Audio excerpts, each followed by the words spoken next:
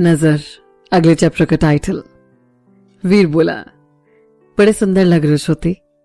श्रुति बस नजरें उठाकर वीर को देखती है, जैसे कह रही हो आपके साथ ने और निखार दिया है।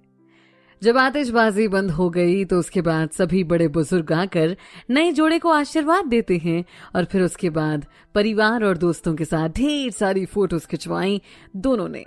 इसके बाद रोहित और राजीव सभी को डांस फ्लोर की तरफ ले गए, जहां पर रोहित, राजीव और सनी ने एक गाना लगाया और तीनों ने उस गाने पर डांस किया, जिसे देखकर वीर खुश भी था और आश्चर्य भी हो रहा था कि ये उन्होंने कब तैयार किया। और फिर वीर ने उन्हें गले लगा लिया। फिर साक्षी, रजनी, कविता और बाकी सबने बारी बारी से डांस किया। इसके बाद रोहित धीरे धीरे सभी को डांस फ्लोर पर ले आया और सबसे ज्यादा खुश और मगन होकर बड़े पापा और बुआ जी नाच रहे थे। अंत में वीर को बड़े पापा और बुआ जी को वहां से साइड में बैठने को कहना पड़ा, क्योंकि दोनों की ही तबीयत खराब रहती थी। और फिर उन्होंने पानी पिलाया। बड़े पापा, वीर सच बड़ी खुशी हो रही है बेटा, दोनों हमेशा खुश रहना। वीर, पता है हमें बड़े पापा कि सबसे ज्यादा खुश आप हैं, पर आपको अपनी तबीयत का भी ध्यान रखना होगा ना, और आप कुछ खा लीजिए, दवाई ले लीजिए। बड़े पापा, हाँ जरूर। फिर वीर वहां से खुद ही उनके लिए हल्का फुल्का खाना ले आता है, क्योंकि बाकी सब तो डांस में बिजी थे और वीर उस वक्त ना तो किसी को डिस्टर्ब करना चाहता था और ना ही वेटर को बोलना चाहता था खाना लाने के लिए। साक्षी, पीहू, रजनी, प्रिया, संजना और बाकी के सभी बस खुश होकर डांस किए जा रहे थे। और फिर रोहित, वीर और श्रुति को फ्लोर पर ले आया और बाकी सब साइड हो गए।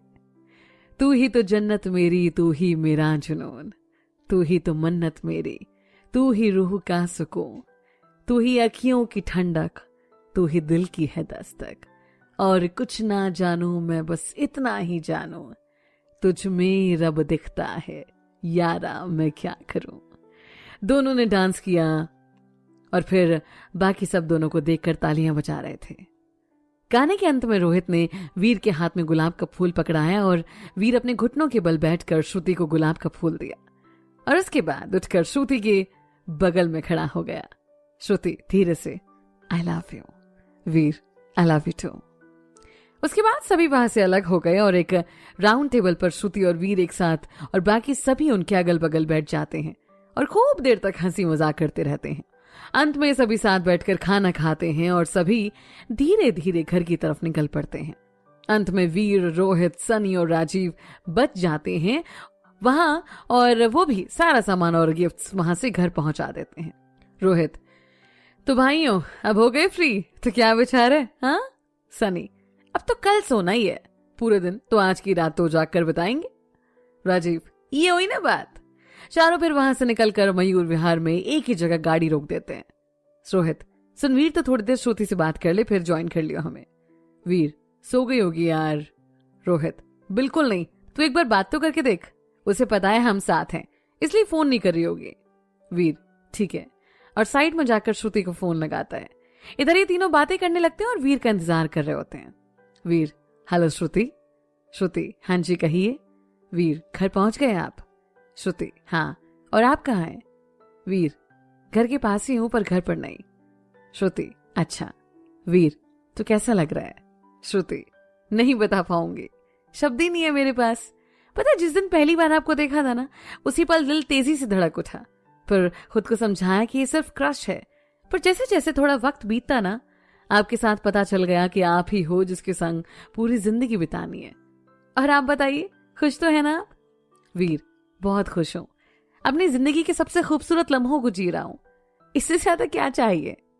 श्रुति, वीर। वीर, हाँ क्या हुआ? Shruti, I love you. Veer, I love you too. Shruti, Veer सुबह मिलोगे?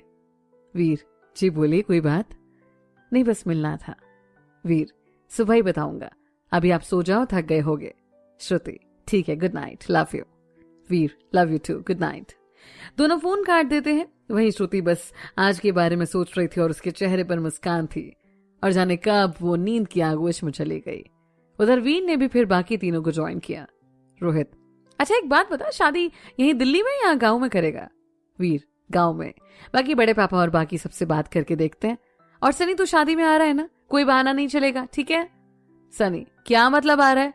मैं जा आ रहा हूं, अगले 3 महीने हम दोनों इंडिया में ही हैं, बस थोड़े दिन गांव में बिताऊंगा और फिर घूमना है बस, अपना देश, अपने लोग देखने। वीर, ये हुई ना बात मेरे भाई। सनी, बस तो शादी जल्दी कर ले। वीर, बिल्कुल मेरे भाई, अब तो वाकई जल्दी करनी पड़ेगी, क्योंकि मैं नहीं चाहता कि तू मिस करे मेरी शादी। चारों सुबह तक वहीं बैठे बातों में लगे रहते हैं। रोहित और राजीव अपने अपने किस्से सुना रहा था। सब एक दूसरे की कंपनी काफी एंजॉय कर रहे थे। सुबह के वक्त चारों चाय पीते हैं और फिर घर के लिए निकल पड़ते हैं। घर पहुंचने के साथ ही चारों घोड़े बेचकर सो जाते हैं। दोपहर के वक्त वीर की नींद खुलती है और वो फ्रेश होकर बाकी सबको भी उठाता है और खुद बाहर सबके साथ आकर बैठ जाता है। बड़े पापा, वीर, शाम में पंडित जी और श्रुति की पूरी फैमिली आ रही है, तो आप भी घर पर ही रहना और आज ही हम शादी की डेट फाइनल कर देंगे। वीर, जी बड़े पापा। वीर वहां से चाय पीकर चाची के पास जाता है। वीर, चाची कोई दिक्कत तो नहीं ना आपको? प्रीति, नहीं वीर, हम ठीक हैं। वीर, पक्का ना? प्रीति, और नहीं तो क्या, आपकी वजह से कोई हमें बेड से भी नहीं उतरने दे रहा। वीर, चाची अब आप तो अपना ध्यान रखती नहीं है, किसी को तो रखना पड़ेगा ना। प्रीति बस उसके सर पर हाथ रख देती है। इसी बीच शिखा, रजनी और साक्षी भी आ जाते हैं। शिखा, तू श्रुति से मिलने नहीं गया? वीर, क्यों? शिखा, आज तो तू गया। सुबह से कितने कॉल किए उसने, जानता भी है तू, और तू मस्त सो रहा था और अभी भी तेरा फोन गायब है। वीर, अब शाम में मिल ही लूंगा ना, क्या दिक्कत है? शिखा, तो ये बात उसे फोन करके बता देना, परेशान हो रही होगी। वीर, बता दूंगा। प्रीति, वीर ऐसे परेशान मत करो उसे, जो भी बातें होती है ना क्लियर करके बोल दिया जाए, वरना वो परेशान होती रहेगी और ये अच्छी बात नहीं है। वीर, ठीक है चाची, और उठकर श्रुति से बात करने चला जाता है। शिखा, क्या बात है मासी, आपकी बात तो बड़ी जल्दी मान गया। साक्षी, अब हमारी चाची है इतनी प्यारी और इनकी बात वीर टाल जाए, हो ही नहीं सकता। शिखा, सच चाची, ये वीर ना आप सबसे बड़ा प्यार करता है, आप सब में इसकी जान बसती है। मुझे तो आज तक पता ही नहीं चला कि ये आप सबसे इतने दिन दूर कैसे रह गया। साक्षी, हमारी श्रुति की वजह से, उसी ने इसे यहाँ संभाला और दूसरा ये अकेले थोड़ी ना था। इनके पार्टनर रोहित भैया जब दोनों साथ थे ना, तो किसी तीसरे की जरूरत ही नहीं है इन्हें। रोहित, कोई छुटकी सी बच्ची मेरी शिकायत कर रही है? हाँ। साक्षी, लो जी, नाम लिया और शैतान हाजिर।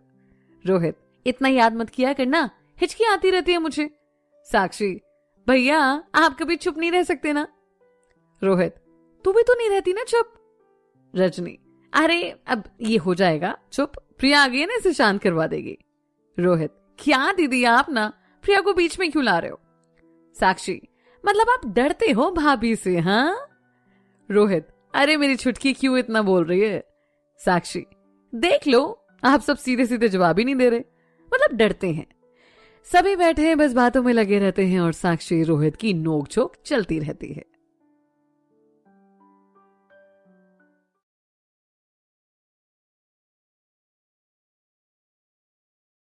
$100% bonus, 200%, 600%, 1000, 1300% bonus। क्योंकि खिलाड़ी अपना भाव जानता है।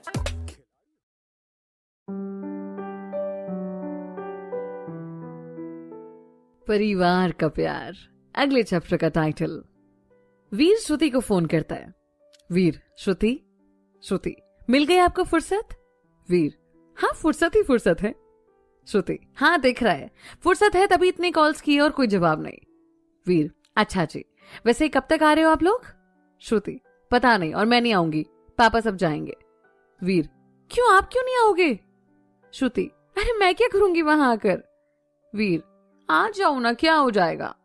श्रुति, बिल्कुल नहीं, वैसे भी रात में नहीं सोई थी और नींद आ रही है मुझे, तो पहले सोना है, तभी आपको फोन कर रही थी कि थोड़ी देर बात कर लेती हूँ। वीर, अच्छा ठीक है, आप सो जाइए, बाय। और बिना जवाब सुने ही फोन काट देता है। श्रुति हंसते हुए, क्या वीर आप भी ना, और अपने कजिन्स के साथ बैठ जाती है। इधर वीर भी गुस्से में भन बनाते हुए सबके साथ जाकर बैठ जाता है। इसी बीच वीर के पास कैमरे वाले का फोन आता है। वीर, रोहित तू यहीं रुक, कोई काम हो तो देख लियो। रोहित, वो सब तो ठीक है, पर तू कहाँ जा रहा है? वीर, कैमरे वाले का फोन आया है, और सनी को साथ लेकर निकल जाता है। इन दोनों का पूरा दिन कैमरे वाले के साथ निकल जाता है, फोटो सिलेक्ट करने और वीडियोस बनवाने में। इधर शाम के वक्त श्रुति की फैमिली और पंडित जी घर आते हैं। बड़े पापा, रोहित, वीर को फोन करके पूछना कब तक आ रहा है वो। रोहित फिर वीर को फोन करके घर आने को कहता है। इधर इन दोनों का भी काम खत्म हो चुका था तो दोनों निकल पड़ते घर की तरफ गाड़ी में। सनी, वीर तू खुश तो है ना? वीर, हाँ यार बहुत खुश हूं। सनी, और ये राजीव के पापा? वीर, देख यार मुझे वाकई उनसे और राजीव की मम्मी से ना कोई मतलब नहीं है। हाँ, राजीव कविता और संजना से दोस्ती है बस, इसके अलावा कोई रिश्ता नहीं है मेरा उनसे भी। सनी, यार एक बात बोलूं? वीर, बोल भाई। सनी, यार मासी की बड़ी याद आती है। सच, आज वो हमारे साथ होती ना तो। और उसकी आंखें नम हो जाती हैं।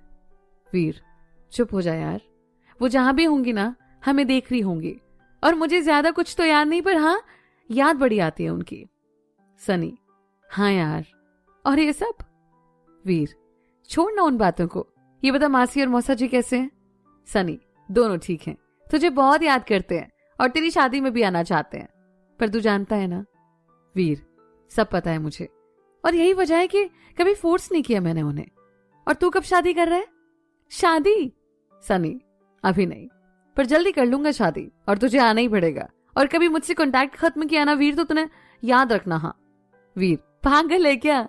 ऐसा होता तो तुझे बताता क्या सब कुछ? दोनों फिर घर पहुंच जाते हैं जहां वीर सबसे पहले संजय जी और अंजना जी के पांव छूता है और फिर वहीं सबके साथ बैठ जाता है।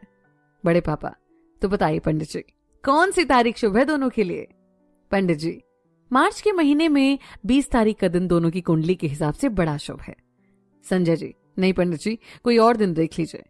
रीमा जी, अरे कोई बात नहीं भाई साहब, हो जाएगा सब।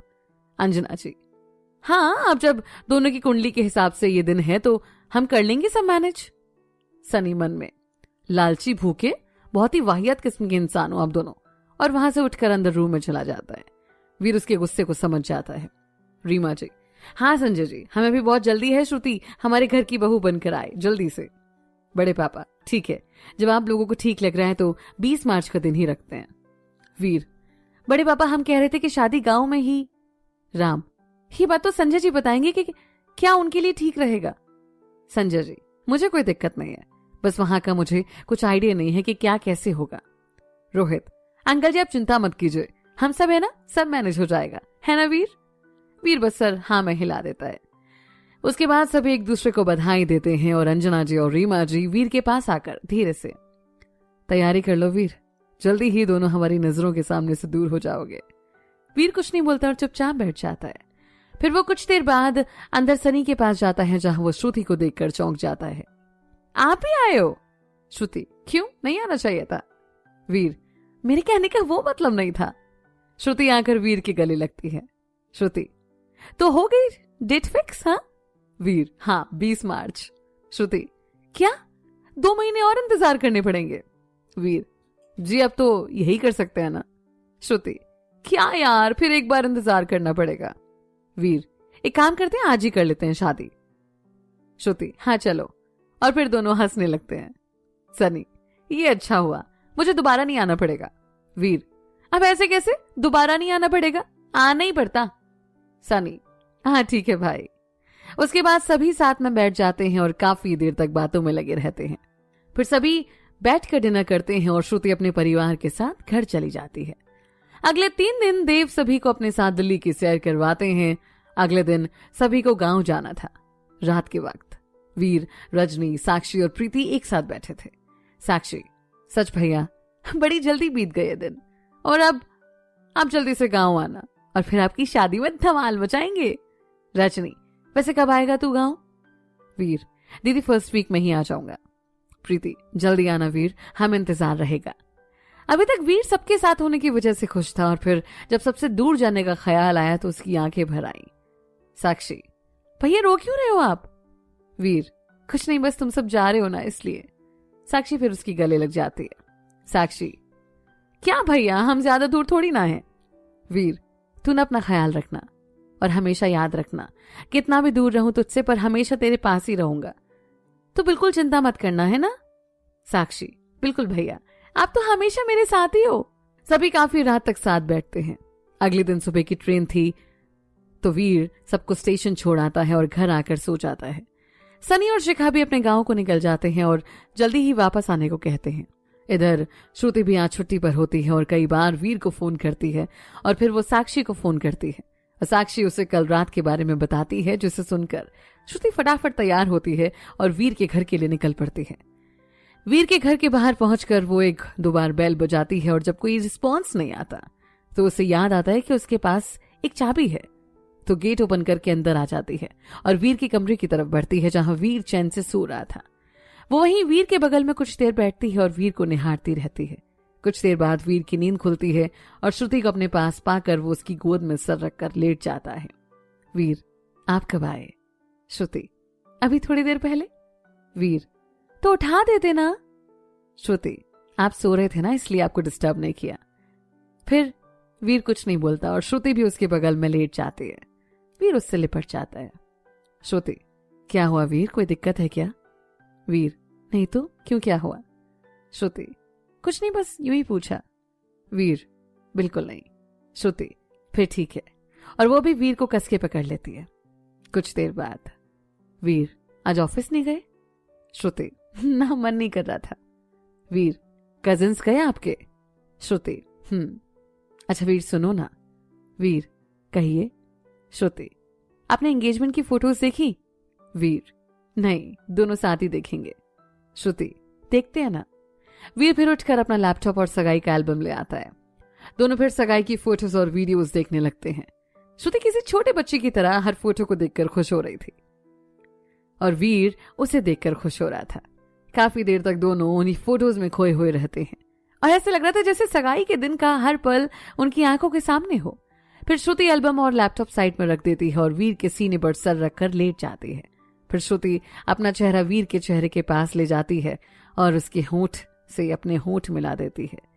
दोनों ऐसे ही कुछ देर तक लेटे रहते हैं और फिर दोनों अलग होते हैं।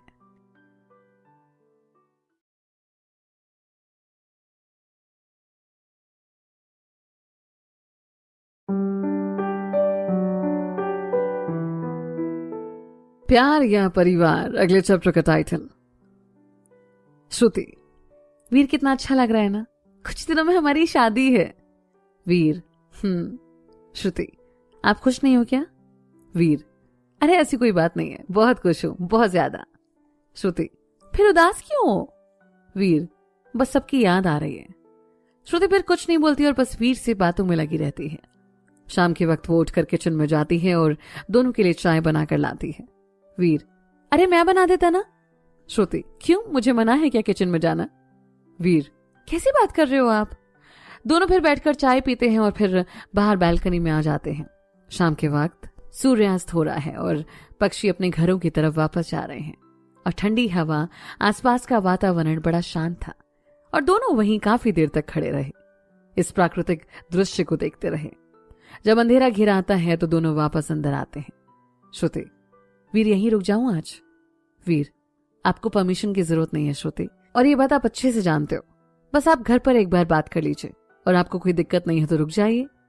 श्रुति फिर घर पर बात करती है और वीर से वहीं रुकने को कहती है। कुछ देर तक दोनों बातों में लगे रहते हैं और फिर वीर, आप बैठे, मैं खाना बनाता हूँ। श्रुति, ठीक है। और वो वीर के कमरे में चेंज करने चली जाती है। जैसे ही वो वीर के कपड़े लेती है, वहां से एक लिफाफा गिरता है और उसमें से फोटोज बाहर आती हैं, जिसे श्रुति उठाकर देखती है और सारी फोटोज वीर की ही थी जिनमें वो नशा कर रहा था। श्रुति सारे फोटोज लेकर वीर के पास जाती है। श्रुति, वीर ये क्या है? वीर, श्रुति के हाथ में फोटोज देखकर बिना किसी भाव के, कुछ नहीं, बस फोटोज है। श्रुति, वीर वो मुझे भी दिख रहा है, पर किसने लिए ये फोटोज और बात क्या है? वीर, कोई बात नहीं है श्रुति, ये बस कोई मजाक में ऐसी हरकत कर गया और उससे मेरी बात भी हो गई है। श्रुति, वीर आप झूठ बोल रहे हो, मुझसे कुछ छिपा रहे हो ना? उसकी आंखों में आंसू आ जाते हैं। वीर फिर उसके पास आता है। वीर, श्रुति ऐसी कोई बात नहीं है, यकीन करो मेरा, ये बस किसी का मजाक था, वरना ये फोटोज यूं सामने क्यों रखे होते, आप ही सोचो। श्रुति, वीर कहीं आंटी ने तो कुछ ऐसा नहीं किया ना, सच बताना। वीर, नहीं श्रुति, यकीन करो मेरा। श्रुति फिर वीर के गले लग जाती है। वीर मन में, श्रुति क्या करें, आपसे झूठ बोलने का कोई इरादा नहीं है, पर सच आपको बता नहीं सकते, माफ कीजिएगा, ये पहली और आखिरी बार आपसे झूठ बोल रहे हैं। श्रुति, वीर कुछ मांगे आपसे? वीर, कहिए। श्रुति, वादा करो आप ये सब छोड़ दोगे, सब कुछ। वीर, सब छोड़ दिया है, आप चिंता मत करो। श्रुति, ठीक है वीर। वीर, हम बोले आपसे कुछ। श्रुति, खाना जल जाएगा तो हम किचन जाएं। श्रुति इस बात पर हंस पड़ती है और फिर वीर अलग होकर किचन की तरफ चला जाता है, तो वहीं श्रुति चेंज करने चली जाती है। इधर वीर खाना बनाता है और फिर हॉल में आकर बैठ जाता है। श्रुति भी उसके पास आकर उसके कंधे पर सर रखकर बैठ जाती है। श्रुति, आपने वर्षा को नहीं बुलाया सगाई में? वीर, आपकी वजह से ही नहीं बुलाया। श्रुति, अरे मैंने कौन सा मना किया था? वीर, अरे वो जर्मनी में है इसलिए नहीं आ पाई, शादी में आएगी। श्रुति, अच्छा। दोनों फिर कुछ देर बात करते हैं और फिर दोनों डिनर करने बैठ जाते हैं, जहां वीर श्रुति को अपने हाथों से खिलाता है और दोनों फिर कुछ देर बाद सोने चले जाते हैं। वीर साक्षी से लिपट कर लेट जाता है और श्रुति उसे ढेरों बातें बताई जा रही थी। वीर बस हाँ हाँ में जवाब दे रहा था और कुछ देर बाद जब उसका जवाब आना बंद हो गया तो श्रुति ने वीर की तरफ देखा, जो कि अब सो चुका था। श्रुति मुस्कुरा रही थी और उसके बालों में हाथ फेरती रही और मन में कितने क्यूट हुआ वीर, और उसका नाक खींच लेती है और फिर उसके माथे पर किस करती है। श्रुति, आई लव यू वीर, और उससे लिपट कर सो जाती है। दोनों ही हसीन सपनों की दुनिया में खो जाते हैं। अगली सुबह श्रुति की नींद जल्दी खुल जाती है और वो वीर से लिपट जाती है। वीर भी नींद में ही उसे अपनी बाहों में भर लेता है। कुछ देर बाद श्रुति उठती है और चाय बनाकर लाती है। श्रुति, वीर उठ जाइए, सुबह हो गई है। वीर अंगड़ाई लेते हुए अपनी आंखें खोलता है। Good morning. Shruti, good morning. Veer उठकर बैठता है और सबसे पहले अपना फोन निकालकर साक्षी को फोन करता है। वीर, हेलो साक्षी। साक्षी, हाँ भैया कैसे हो? वीर, पहुंच गए सब घर? साक्षी, हाँ भैया अभी 1 घंटा पहले पहुंचे हैं। वीर, कोई दिक्कत तो नहीं हुई ना? साक्षी, नहीं भैया। वीर, ठीक है बाद में बात करता हूं, बाय। साक्षी, बाय। वीर और श्रुति दोनों चाय पीते हैं और श्रुति थोड़ी देर बैठकर बातें करती है और फिर वीर श्रुति को घर ड्रॉप कराता है। सबके गांव जाने के करीब 1 महीने बाद प्रीति ने एक सुंदर से बेटे को जन्म दिया और घर में सभी काफी खुश थे और वीर भी बड़ी बेसब्री से गांव जाने का इंतजार करने लगा। वक्त भी अपनी रफ्तार से गुजर रहा था और वीर का दर्द और परिवार से बिछड़ने का गम और बढ़ता जा रहा था और इस बात ने उसे चिड़चिड़ा बना दिया था और उसने खुद को एक दायरे में समेट लिया था। पहले के मुकाबले सबसे कम बातें करना, मिलना जुलना कम करना और सबसे काम का बहाना बना देना। सब उसके इस रवैये से हैरान भी थे और फिर इस बात को इग्नोर भी कर रहे थे क्योंकि हर किसी को वीर का बिहेवियर पता था और सभी को ये लग रहा था कि शायद काम में बिजी होगा। दिल्ली में वीर ने सिर्फ अपने लिए और श्रुति के लिए शादी के कपड़े दिल्ली में लिए थे क्योंकि वो गांव जाने के बाद उनके पास वक्त कम बचता और बाकी सारी शॉपिंग वीर ने गांव से ही करने का डिसाइड किया। वीर ने खुद ही संजय जी और बड़े पापा से बात करके सारी बुकिंग्स कर ली थी। उसने अपने गांव से करीब 40 किलोमीटर दूर एक फार्म हाउस बुक करवा लिया जहां पर श्रुति का परिवार ठहरने वाले थे और बाकी की भी सब तैयारियां हो चुकी थी लगभग।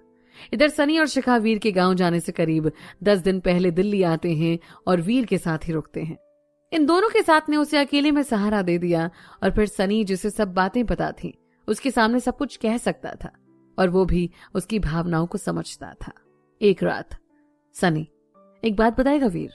वीर, हाँ बोल। सनी, तू सबके सामने सारी बातें क्यों नहीं रख देता या फिर शादी के बाद सबको बता देना? वीर, मैंने भी यही सोचा था पर कुछ बातें मुझे रोक रही हैं।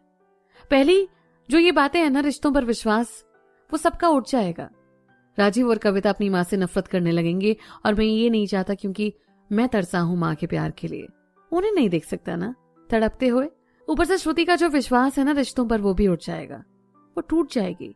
और गलती से भी अगर अंकल ने शादी के लिए मना कर दिया तो दोनों बिखर जाएंगे। सनी, और भी कोई बात है क्या? वीर, हाँ। सनी, क्या? वीर, यार मैं नहीं चाहता कि जो ताने मैंने सुने हैं वो श्रुति या मेरे बच्चों को सुनने को मिले। हाँ, बड़े पापा, रजनी दीदी, साक्षी, चाचू और चाची, बहुत उनसे प्यार मिला, बहुत ज्यादा, इतना कि मैं शब्दों में बता नहीं सकता। पर बड़ी माँ, राजीव के मम्मी पापा, इनसे हमेशा अवहेलना और ताने ही मिले हैं। खुद पर तो मैं झेल गया पर श्रुतियां आगे भविष्य में मेरे बच्चे, उनके खिलाफ बिल्कुल नहीं। और जब राजीव के पापा मुझे गंदा खून कहने तक से नहीं चूके तो सोच सकता है कि कितनी नफरत भरी पड़ी है इनके दिल में मेरे लिए। और अभी जब राजीव की मम्मी का ये हाल है तो आगे का सोच। तो इन सबसे अच्छा है दूर ही रहो। हाँ, सबको तकलीफ होगी पर धीरे धीरे सब ठीक हो जाएगा। सनी, ठीक है, अब समझ में आ रहा है क्यों तूने ऐसा किया। चल, उम्मीद करता हूं जो भी भविष्य हो अच्छा हो और कोई भी हेल्प कभी भी चाहिए हो ना, तेरा ये भाई और दोस्त हमेशा तेरे साथ खड़ा रहेगा। वीर, पता है मेरे भाई मुझे, और कोई भी जरूरत होगी ना तो तुझे जरूर बताऊंगा। 5 मार्च को होली थी और 3 को संजय अंकल का फोन वीर के पास आता है।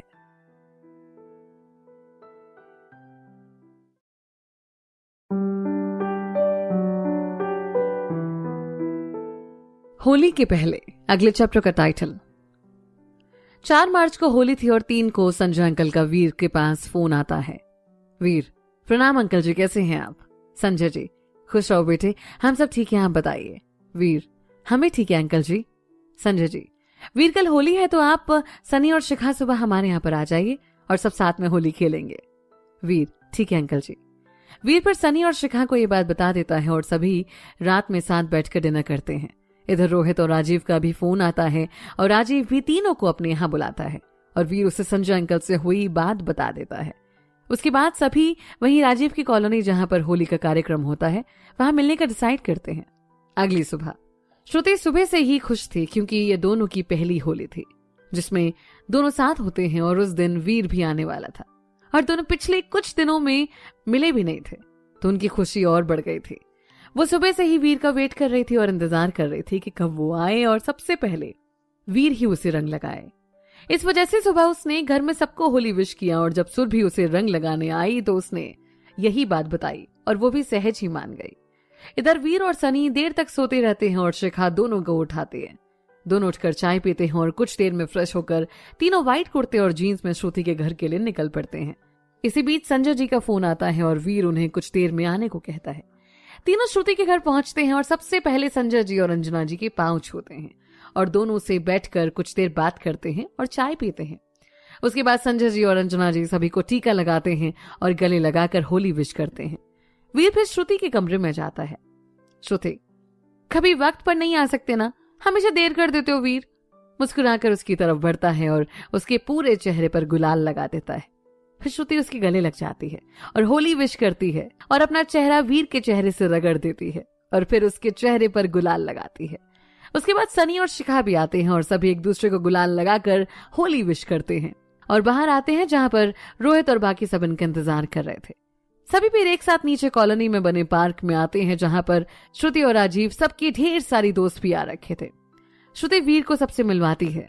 वहां सभी रंगों से काफी देर तक होली खेलते रहते हैं और डांस करते हैं। दोपहर के वक्त सभी फिर श्रुति के घर जाते हैं। सबसे मिलकर अपने घर की तरफ निकल जाते हैं। घर पहुंचकर फ्रेश होते हैं। होली के थकान की वजह से सब सो जाते हैं। अगले दिन बड़े पापा का फोन आता है। वीर, प्रणाम बड़े पापा, कैसे हैं आप सब? बड़े पापा, खुश रहो बेटा, हम सब ठीक है, आप कैसे हैं और तैयारी हो गई आने की? वीर, जी बड़े पापा। बड़े पापा, वीर तो आप देव और रीमा को नहीं बोलेंगे आने के लिए? वीर, नहीं बड़े पापा, राजीव, कविता और संजना से बात हुई है, वो सब 15 को हमारे यहाँ पर आ जाएंगे और बड़े पापा जब उन्हें कोई रिश्ता नहीं रखना तो हमें उन्हें फोर्स क्यों करें? बड़े पापा, ठीक है वीर, अब आप जल्दी से आ जाइए, यहाँ बहुत सी तैयारी करनी है। वीर, जी बड़े पापा। और फिर दोनों कुछ बातें तय करते हैं और फिर फोन रख देते हैं। अगले दिन वीर, सनी और शिखा अपने सामान पैक करते हैं और उधर प्रिया और रोहित भी अपना अपना सामान पैक करते हैं। शाम की सबकी ट्रेन थी गांव की और पूरा दिन इनका इसी एक्साइटमेंट में निकल जाता है। शाम के वक्त सभी साथ में ट्रेन में होते हैं और निकल पड़ते हैं अपने गांव, अपने लोगों के पास वापस। इनका पूरा वक्त बातों में, हंसी मजाक में और ताश खेलते हुए बीत जाता है। किसी को भी वक्त का पता ही नहीं चलता। अगली सुबह जब सभी पटना पहुंचते हैं तो उनकी गाड़ी पहले ही स्टेशन पर लगी होती है जो वीर ने मंगवाया था। वहां सभी पहले चाय पीते हैं और फिर निकल पड़ते हैं अपने गांव के लिए। दोपहर के वक्त सभी अपने घर पहुंचते हैं। वीर सबसे पहले दौड़ के प्रीति चाची के पास जाता है और अपने छोटे भाई और राम और प्रीति के बेटे को गोद में लेता है। वीर, चाची ये कितना प्यारा है। और दक्ष भी अपने हाथ पैर फेंकने लगता है और उसके गोद में ही सुसु कर देता है। साक्षी, लो भैया, आपके प्यारे भाई ने आते ही आपका स्वागत बढ़िया कर दिया। वीर, कोई बात नहीं। प्रीति, वीर आप सब फ्रेश हो जाइए, कुछ खाया भी है कि नहीं आप लोगों ने? वीर फिर जाकर सभी के पांव छूता है और फ्रेश होने चल जाता है। उसके बाद पूरा दिन इनका बातों में निकल जाता है और वीर तो बस पूरे टाइम दक्ष को अपनी गोद में ही रखता है।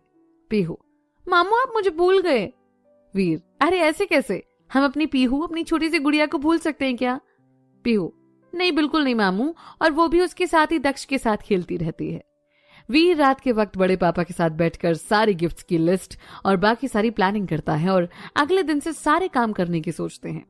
अगली सुबह उठने के बाद वीर फ्रेश होता है और सबसे पहले एक कार्ड भगवान के आगे रखता है और फिर सनी और रोहित के साथ कार्ड बांटने निकल पड़ता है।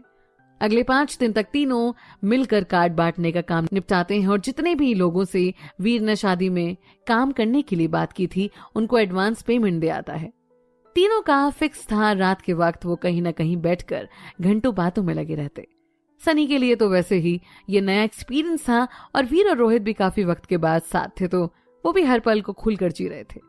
श्रुति की फैमिली को जिस दिन आना था उस दिन शाम के वक्त वीर, बड़े पापा आज श्रुति और उसकी फैमिली आ रही है तो मैं और रोहित पटना जा रहे हैं और कल शाम तक वापस आ जाएंगे। बड़े पापा, हाँ, और वहां फार्म हाउस पर ना सब काम और सारी बातें संजय जी को समझा देना, उन्हें कोई दिक्कत नहीं होनी चाहिए। वीर, जी बड़े पापा। और फिर सभी साथ में डिनर करते हैं और 2 गाड़ी लेकर निकल पड़ते हैं पटना के लिए। इधर श्रुति, जिसकी इस बीच वीर से कम बात हो पाती थी, उससे मिलने को बड़ी एक्साइटेड थी और इस बात की खुशी उसके चेहरे पर साफ देखी जा सकती थी। वीर और रोहित सही टाइम पर स्टेशन पहुंच जाते हैं पर इंक्वायरी पर पता लगता है कि ट्रेन 2 घंटे लेट है। दोनों बाहर आ जाते हैं और चाय की टपरी पर बैठकर मस्त चाय और सिगरेट पीने लगते हैं। वीर बार बार अपनी घड़ी चेक कर रहा था। रोहित, क्यों इतना बेसब्र हो रहा है भाई, आ जाएंगे आ जाएंगे। वीर, हाँ भाई बस टाइम देख रहा हूं, मैं क्यों होऊंगा बेसब्र। रोहित, देख भाई तेरे चेहरे से ना साफ झलक रहा है तो तू झूठ मत बोल। इधर श्रुति का भी यही हाल था और वो उदास होकर बैठ जाती है। ट्रेन तकरीबन 3 घंटे की देरी से आती है और उस वक्त वीर और रोहित दोनों प्लेटफॉर्म पर ही होते हैं। जैसे श्रुति की नजर वीर पर पड़ती है उसके चेहरे पर सिर्फ और सिर्फ सुकून नजर आता है। वीर और रोहित दोनों ट्रेन के अंदर पहुंचते हैं और सारा सामान बाहर ले आते हैं। वहां वो सभी से मिलते हैं और फिर कुली को बुलाकर सारा सामान गाड़ी में रखवाते हैं। श्रुति, सुरभि, कविता और श्रुति के 2 कजिन्स वीर के साथ बैठ जाते हैं और बाकी सब रोहित की गाड़ी में निकल पड़ते हैं फार्म हाउस के लिए। कविता, और वीर ज्यादा मिस तो नहीं किया ना तूने श्रुति को। वीर, हाँ किया तो सही, बहुत मिस किया। कविता, तो अब पहले जी भर के निहार ले तब गाड़ी चलाना। वीर, देख वैसे ही बहुत देर हो गई है तो कृपया करके बातों को डायरेक्शन कहीं और मत मोड़, गाड़ी चलाने दे। वहीं श्रुति की नजरें वीर पर थीं और ऐसा लग रहा था जैसे सालों बाद वीर को देखा है। वीर भी यही देखकर श्रुति की नजर उस पर ही है मुस्कुरा रहा था। इसी बीच रोहित का फोन आता है तो वीर फोन को स्पीकर पर डाल देता है। रोहित, ओए सुन, सभी चाय पीने की कह रहे हैं, तू गाड़ी रोक ले। वीर, ठीक है, अगले वाले ढाबे पर रोकते हैं। दोनों फिर गाड़ी आगे ढाबे पर रोक देते हैं जहां पर सभी पहले तो हाथ मुंह धोते हैं और फिर चाय पीकर निकल पड़ते हैं।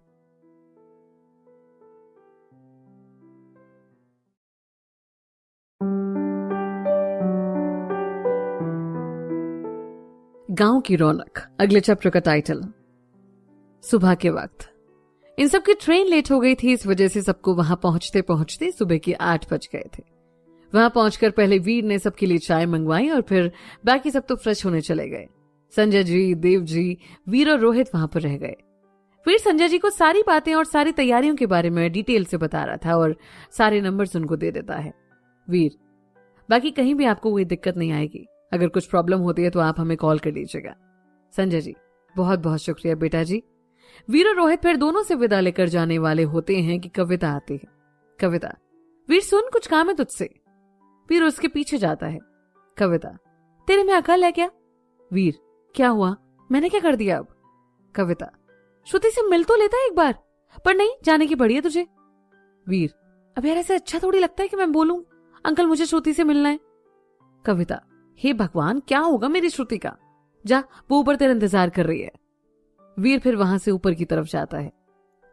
वीर, कैसे हो श्रुति आप? श्रुति आकर उसकी गले लग जाती है।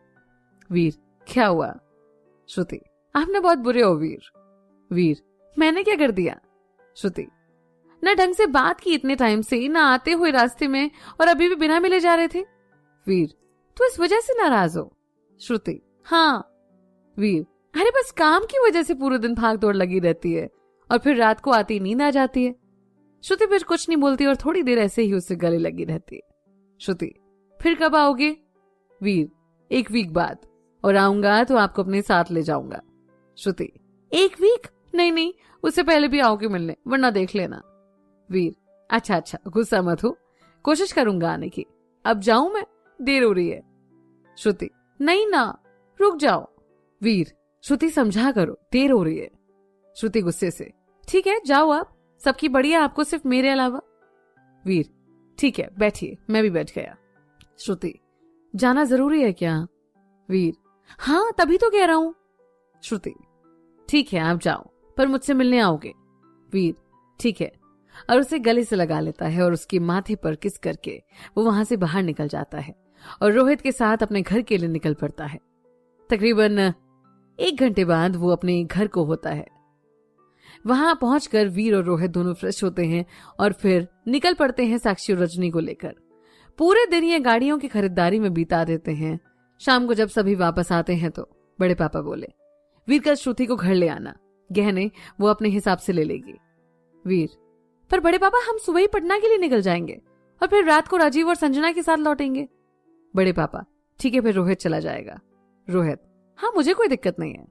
फिर सभी साथ बैठकर डिनर करते हैं और वीर थोड़ी देर श्रुति से बात करता है और उसे बता देता है कि कल रोहित उसे लेने आएगा।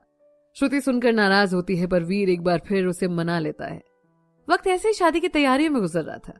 वीर, रोहित, राजीव और सनी ने मिलकर सारा काम अपने जिम्मे ले लिया और सारे काम निपटा दिए और वीर के घर को किसी दुल्हन की तरह लाइट से सजा दिया गया था। शादी से 1 शाम पहले शाम के वक्त रोहित, साक्षी, प्रिया, संजना और कविता मेहंदी लेकर श्रुति के यहाँ पर जाते हैं। वहां संजय जी सबका स्वागत करते हैं और सभी श्रुति के पास जाते हैं। वहां सभी के हाथों में मेहंदी लगाई जाती है और उसके बाद सभी खूब देर तक डांस करते हैं, ढेर सारी फोटोज खिंचवाते हैं और अंत में रोहित बाकी सबके साथ सबसे विदा लेकर निकल जाते हैं। वहीं वीर के घर भी पार्टी चल रही थी। सभी खूब मगन होकर डांस में रमे हुए थे और वीर वहीं गेस्ट को खिला पिला रहा था। रोहित और बाकी सबके आने के बाद सभी वीर को डांस फ्लोर पर ले आते हैं और काफी देर तक डांस करते हैं। उसके बाद सभी खा पीकर छत पर बैठ जाते हैं। वहां सभी बस कल के बारे में बात करने में लगे थे। सभी बहुत एक्साइटेड थे और वीर भी बाकी बातों को भूलकर हर लम्हे को जी रहा था, जो कुछ ही दिनों में यादों में बदल जाएगा। काफी देर तक सभी साथ बैठे होते हैं और फिर सोने चले जाते हैं। वहीं वीर छत पर बैठा रहता है और श्रुति को कॉल करता है। काफी देर तक सभी साथ बैठे होते हैं और फिर सोने चले जाते हैं। वीर वहीं छत पर बैठा रहता है और श्रुति को कॉल करता है। वीर, कैसे हो? श्रुति, ठीक हूं, आप बताइए, हो गए फ्री? वीर, जी बिल्कुल। श्रुति, फिर मुझे तो यकीन ही नहीं हो रहा कि जो सपना हमने पहले दिन से देखा था वो पूरा होने वाला है और कल इनफैक्ट कुछ ही घंटों में हम एक दूसरे के हो जाएंगे। वीर, यकीन कर लीजिए मैडम और तैयार हो जाइए, पूरी जिंदगी अब आपको ही झेलना है मुझे। श्रुति, हाँ पता है, अब जब प्यार किया तो डरना कैसा? वीर, सोच लो, अभी भी वक्त है आपके पास। श्रुति, आप ना चुप ही रहो, पता नहीं ऐसी बातें आती कहां से आप दिमाग में। वीर, अच्छा गुस्सा मत हो, अब नहीं बोलूंगा कुछ। श्रुति, हाँ वही अच्छा रहेगा। वीर, तो कोई दिक्कत तो नहीं है आपको वहां पर? श्रुति, बिल्कुल नहीं, आखिर मेरे वीर ने सारे इंतजाम किए हैं तो दिक्कत कैसे हो सकती है? वीर, चलो खुशी हुई जानकर, अब सो जाइए, नहीं तो कल कहीं आप पूरे दिन नींद में ना रहें। श्रुति, दिल तो नहीं कर रहा और नींद भी नहीं आएगी, फिर भी कोशिश करती हूँ सोने की। Good night, love you Veer, बहुत सारा। Veer, love you too, good night. फिर दोनों फोन रख देते हैं और वीर वहीं बैठा रहता है सुबह तक। सुबह के वक्त वो रोहित को साथ लेकर मार्केट की तरफ निकल पड़ता है, जहां से सामान सब लेकर वो हलवाई के पास रखवा देता है और फिर बाकी सबके साथ बैठ जाता है। इधर घर की लेडीज हल्दी की तैयारी में लग जाती हैं। 10 बजे करीब हल्दी की रस्म होती है, जिसमें पहले तो रोहित, राजीव और सनी बाकी लोगों के साथ मिलकर उसे हल्दी में नहला देते हैं और फिर वीर भी बाकी सब पर हल्दी उड़ेल देता है। उसके बाद सभी कुछ देर डांस करते हैं और फिर नहाकर बाकी कामों में लग जाते हैं। इधर रोहित के पास संजय जी का फोन आता है और वो रोहित को बुलाते हैं। रोहित भी वीर को बताकर वहां से निकल पड़ता है। इधर ये सभी खान पीन के लिए आने वाले गेस्ट के स्वागत की तैयारियों में लगे थे। रोहित जब फार्म हाउस पहुंचता है तो वो संजय जी के पास जाता है। रोहित, हाँ जी अंकल जी, कहिए क्या काम करने हैं। संजय जी फिर उसे लेकर श्रुति के पास पहुंचते हैं। संजय जी, ये बात आपको श्रुति बताएगी। रोहित, हाँ बोल श्रुति, क्या काम है? श्रुति, तू मेरा भाई है ना? रोहित, हाँ। श्रुति, तो सुन, जो हाथ पकड़ने वाला रस्म होता है ना और बाकी जितनी भी रस्म होते हैं ना भाई वाले, सारे तू निभाएगा। रोहित बस श्रुति की तरफ देखता रहता है क्योंकि उसे इस बात की उम्मीद नहीं थी। श्रुति, क्या हुआ रोहित? रोहित, कुछ नहीं, और उसे गले लगा लेता है। रोहित, तू चिंता मत कर, सारी रस्म तेरा ये भाई निभाएगा। फिर रोहित वहां से निकलकर संजय जी की मदद करवाने लगता है। दोपहर के वक्त रोहित और उसके साथ बाकी 10 और लोग वीर के घर के लिए निकल पड़ते हैं। वीर के घर पर सबका बड़े आदर पूर्वक स्वागत होता है और रोहित अंदर जाकर सारा सामान दे आता है और सारी बातें उन्हें बता देता है। साक्षी, मतलब आपने पार्टी बदल ली? रोहित, और नहीं तो क्या, मैं लड़की वालों की तरफ से हूं। वीर, ये भी सही है, तुझसे पीछा तो छूटा। फिर सभी को राजीव, सनी और रोहित मिलकर नाश्ता और चाय सर्व करते हैं और कुछ देर सभी आपस में बात करते हैं।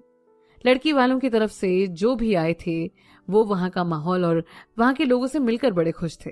उसके बाद सभी को बिठाकर भोजन करवाया जाता है और इधर उधर वीर भी तैयार होता है।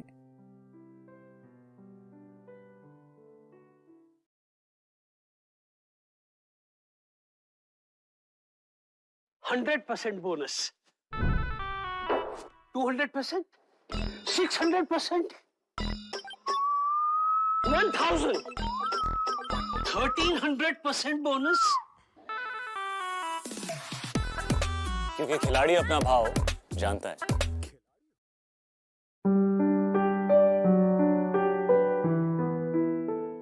बारात आगमन अगले चैप्टर का टाइटल।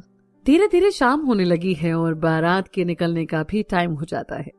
वीर घोड़ी पर बैठता है जिसमें रोहित और सनी उसकी मदद करते हैं और फिर सभी नाचते गाते मंदिर तक जाते हैं जहां वीर पूजा करके बाहर आता है और रोहित फिर उसका हाथ पकड़ता है और पंडित जी कुछ मंत्र पढ़ते हैं और फिर रोहित वीर को गाड़ी में बिठाता है और बारात निकल पड़ती है। फार्म हाउस से कुछ दूर पहले बारात रुकती है और वीर वहां पर बग्गी पर बैठ जाता है और बाकी के सब हंसते गाते और नाचते हुए पहुंच रहे थे। आखिरकार बारात श्रुति के द्वार पर खड़ी थी और वहां खूब आतिशबाजी हो रही थी। इधर श्रुति वीर को देखने खिड़की पर आती है पर उसकी कजिन्स उसे वहां से लेकर चले जाते हैं। वीर की नजर भी खिड़की पर जाती है पर तब तक सब जा चुके होते हैं और वीर बस मुस्कुरा कर रह जाता है। सभी गाड़ी से उतरते हैं और अंदर की तरफ जाते हैं जहां पर संजय जी सभी का स्वागत फूल माला और मैथिली पाग से सबका स्वागत करते हैं। वीर सुरभि और उसके कजिन्स वीर की आरती उतारते हैं और टीका लगाकर अंदर ले आते हैं। वीर स्टेज पर बैठ जाता है और उसके साथ उसके बड़े पापा होते हैं। बाकी सभी लड़कियां श्रुति के पास चली जाती हैं। कुछ देर बाद श्रुति आती है और वीर के चेहरे पर मुस्कान आ जाती है। वो आगे बढ़कर उसका हाथ पकड़ता है और उसे स्टेज पर चढ़ाता है। सुरभि दोनों के हाथ में माला पकड़ाती है। जैसे ही श्रुति वीर के गले में माला डालने वाली होती है वीर पीछे हट जाता है। फिर दूसरी बार भी ऐसे होता है तो साक्षी चेयर पर बैठ जाती है। सभी के चेहरे पर मुस्कान फैल जाती है और फिर वीर अपने घुटनों के पल बैठ जाता है और सर झुका लेता है। श्रुति उसे माला पहनाती है और फिर वीर श्रुति के गले में माला पहनाता है। उसके बाद दोनों एक दूसरे के हाथ पकड़कर खड़े हो जाते हैं और उन दोनों पर फूलों की बारिश शुरू हो जाती है। कुछ देर बाद गेस्ट आते हैं और दोनों के साथ फोटोज खिंचवाते हैं। इन दोनों के चेहरों से भी हंसी जाने का नाम नहीं ले रही थी। उसके बाद वीर पीहू और दक्ष को अपने पास बुलाता है और श्रुति दक्ष को पहली बार देख रही थी। श्रुति, कितना क्यूट है ना ये। वीर, हाँ बिल्कुल अपनी भाभी पर गया है। श्रुति, कुछ भी मतलब। हाँ फिर दोनों के साथ कुछ फोटोज खिंचवाते हैं दोनों और फिर श्रुति वहां से चली जाती है। कुछ देर बाद वीर को लेकर कुछ लड़कियां अपने साथ जाती हैं और परिचन का रस्म होता है। उसके बाद वीर वापस आकर सनी और सबके साथ बैठ जाता है। कुछ देर बाद सभी बाराती खाना खाने जाते हैं और वीर और उसके कुछ दोस्त शादी की रस्मों के लिए अंदर जाते हैं। वीर वहां पंडित जी के साथ मंडप में बैठ जाता है और मंत्र पढ़ने लगता है। इधर रोहित, संजय जी और बाकी सबके साथ मिलकर बारात को खाना खिलाते हैं। मंडप में जब पूजा हो जाती है तो उसके बाद वहां श्रुति को बुलाया जाता है और बाकी की रस्में शुरू हो जाती हैं। फेरे, मंगलसूत्र और फिर सिंदूरदान। जब संजय जी कन्यादान के लिए आते हैं तो श्रुति की आंखें नम होती हैं। वीर उसका हाथ पकड़कर इशारे में शांत रहने को कहता है। संजय जी जब श्रुति का हाथ वीर के हाथ में देते हैं तो बोले, बेटा, हम अपनी प्यारी बिटिया का हाथ आपके हाथ में दे रहे हैं, इनका ख्याल रखना। वीर, आप चिंता मत कीजिए, हम हमेशा ख्याल रखेंगे इनका। बाद में जब लावा छिड़कने की बारी आती है तो श्रुति रोहित को बुलाने को कहती है और रोहित श्रुति के हाथ में लावा रखता है और श्रुति उसे पीछे वीर की तरफ फेंकती जाती है। सारी रस्में खत्म होने के बाद पंडित जी शादी की सभी रस्में खत्म हुई। जो वादे आप दोनों ने फेरे लेते हुए वक्त किए उनका हमेशा पालन करना और अब जाकर अपने बड़ों का आशीर्वाद लीजिए। वीर और श्रुति सभी का आशीर्वाद लेते हैं और जब अंजना जी और रीमा जी की बारी आती है तो श्रुति तो उनके पांव छूती है, पर वीर बस हाथ जोड़कर नमस्ते कर लेता है। उसके बाद सभी विदाई की तैयारी में लग जाते हैं और वीर श्रुति अपने दोस्तों के संग बैठे थे। श्रुति का चेहरा उदास था तो वीर, अरे अब ऐसे मुंह बनाकर मत बैठो यार। श्रुति कुछ नहीं बोलती। वीर, देखो आप रोगे तो हम भी रो पड़ेंगे और वो अच्छा नहीं लगेगा। श्रुति बस वीर की तरफ देखती है और चुप बैठ जाती है। कुछ देर बाद पंडित जी आकर बताते हैं कि विदाई का वक्त हो गया है। श्रुति की आंखों में अपने पापा और अपनी बहन से दूर जाने के गम में आंसू होते हैं और वो खूब रोती है। अंत में वीर उसे गाड़ी में बिठाता है और फिर सभी निकल पड़ते हैं घर की तरफ। वीर के साथ रोहित और प्रिया थी। वीर श्रुति का सर अपने कंधे पर रख लेता है और उसके आंसू साफ करके उसे चुप करवाता है। करीब 1 घंटे बाद सभी घर पहुंचते हैं। पूरे रास्ते श्रुति चुप रहती है।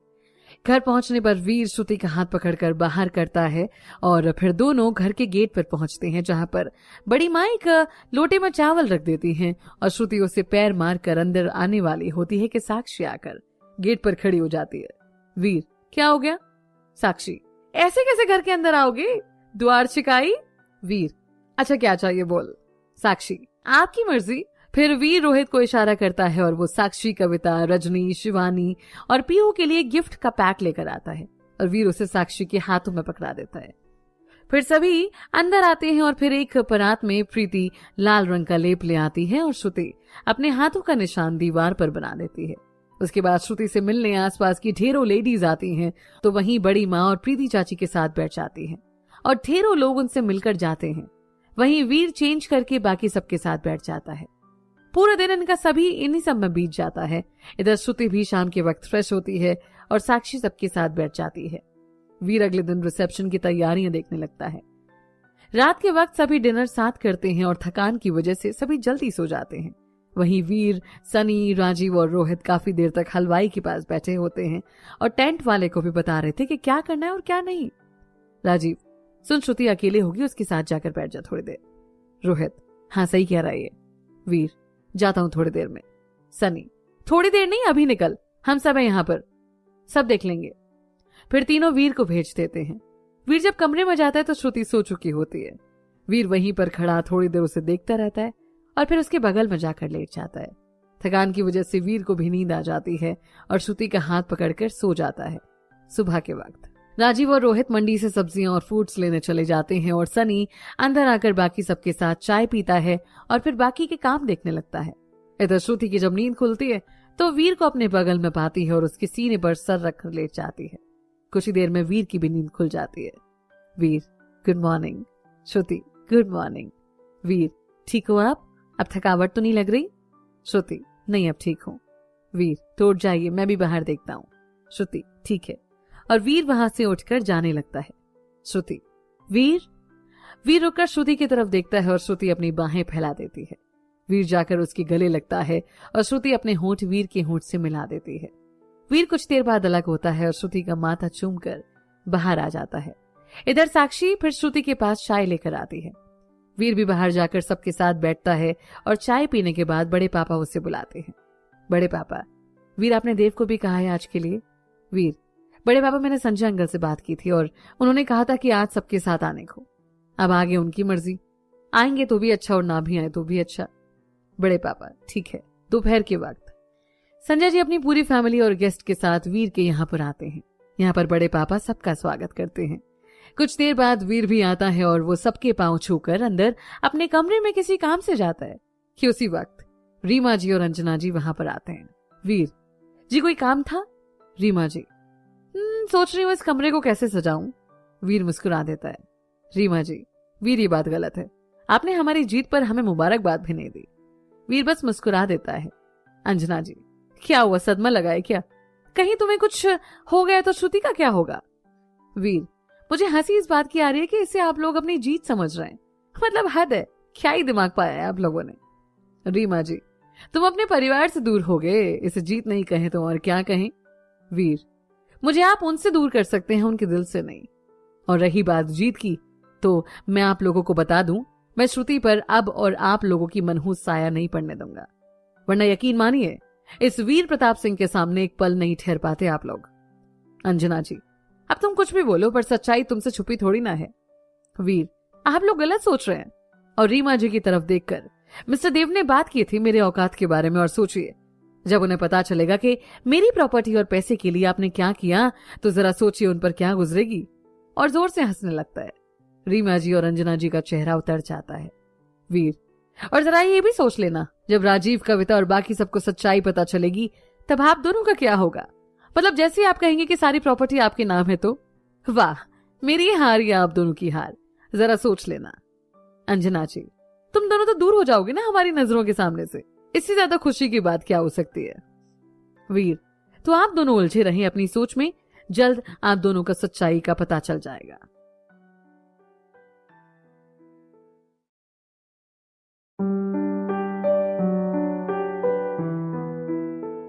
शादी डन, अगले चैप्टर का टाइटल। रीमा जी बोली, जो होगा देखा जाएगा, बस ये बताओ दोनों कब जा रहे हो। वीर, वो हम मनाली के लिए निकलेंगे और फिर वापस नहीं आएंगे। और वीर वहां से निकल जाता है। धीरे धीरे शाम होने लगती है और गेस्ट भी आने लगते हैं।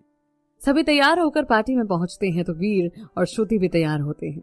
दोनों एक दूसरे का हाथ पकड़कर पार्टी में आते हैं और स्टेज पर बैठ जाते हैं। तो वहीं धीरे धीरे गेस्ट आकर नवविवाहित जोड़े को आशीर्वाद और शुभकामनाएं देकर जाते हैं। कुछ देर बाद वहां के बड़े बड़े नेता, पुलिस ऑफिसर्स भी आते हैं। राम सभी का स्वागत खुद ही करते हैं, क्योंकि वीर के बाद उन्होंने अपनी पैंट बना ली थी इस जगह पर। उसके बाद वीर के एनजीओ के सभी बच्चे और ओल्ड एज होम से सभी बुजुर्ग भी आते हैं, जिनका वीर विशेष ध्यान रखने को रोहित और सनी को कहता है। कुछ देर बाद वीर सभी बच्चों और बुजुर्गों के साथ डांस फ्लोर पर आता है और उसके चेहरे की खुशी देखते ही बनती थी। और वहीं सारे बुजुर्ग दोनों को ढेर सारा आशीर्वाद दे रहे थे।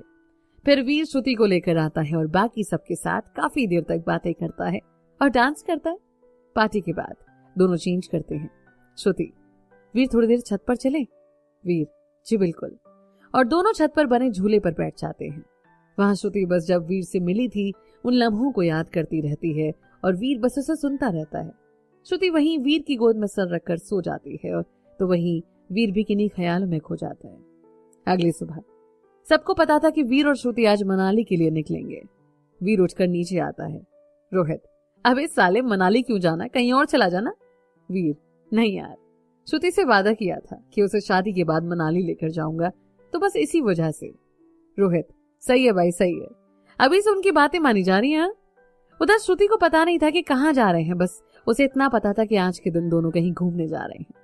शाम के वक्त इनकी फ्लाइट थी दिल्ली के लिए, और फिर वहां से वीर ने गाड़ी बुक की थी मनाली के लिए, तो इन्हें सुबह ही निकलना था। वीर, जिसे सब कुछ पता था, उसने श्रुति से उसके सारे डॉक्यूमेंट्स इस बहाने से ले लिए कि पासपोर्ट पर एड्रेस चेंज करवाना है, और उसने भी बिना किसी सवाल जवाब के उसे सारे डॉक्यूमेंट्स दे दिए। और जो भी वीर को लगा कि उसे जरूरत पड़ेगी, पैक कर लिया। निकलने से पहले वीर साक्षी के पास जाता है।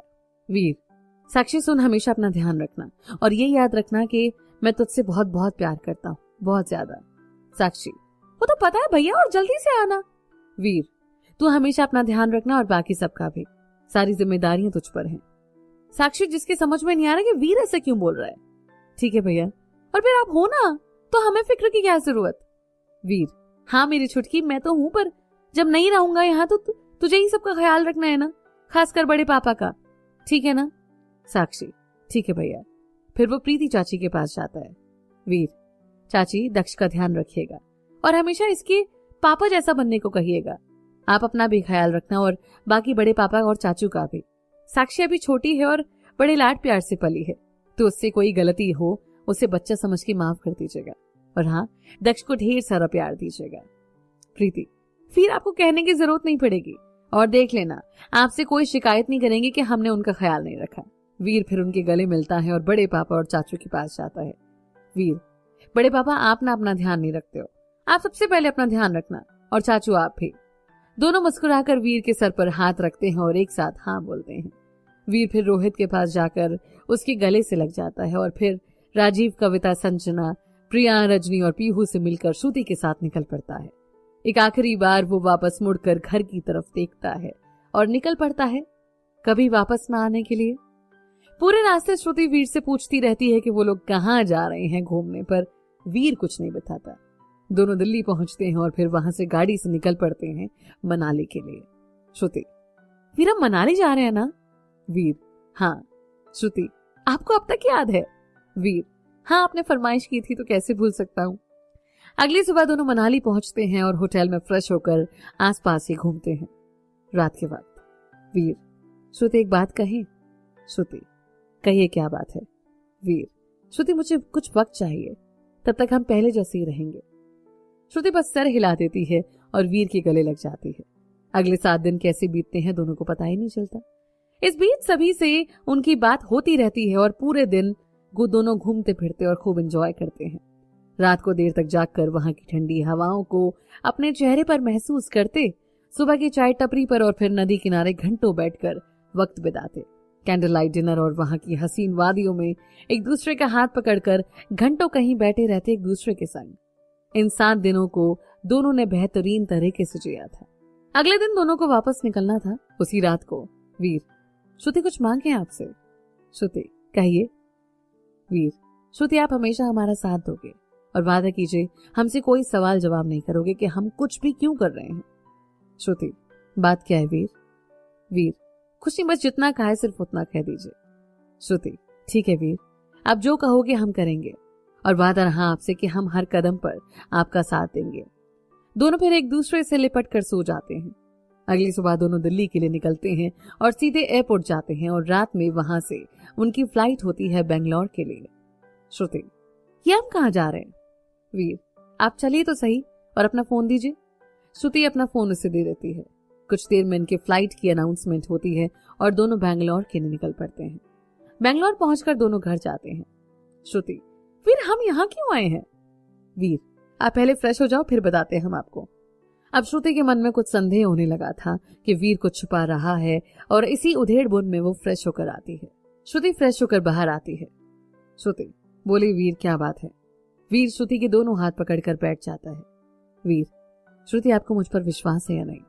श्रुति, आप पर विश्वास खुद से भी ज्यादा है, पर इस वक्त आपकी बातें मुझे डरा रही हैं। बोलिए क्या बात है? वीर, श्रुति सुनिए, अब से हम कोई भी कांटेक्ट नहीं करेंगे किसी से भी, चाहे जो मर्जी हो जाए, कोई भी हो, किसी से भी कोई कांटेक्ट नहीं। अब यही हमारा घर है और यही हमारी दुनिया है।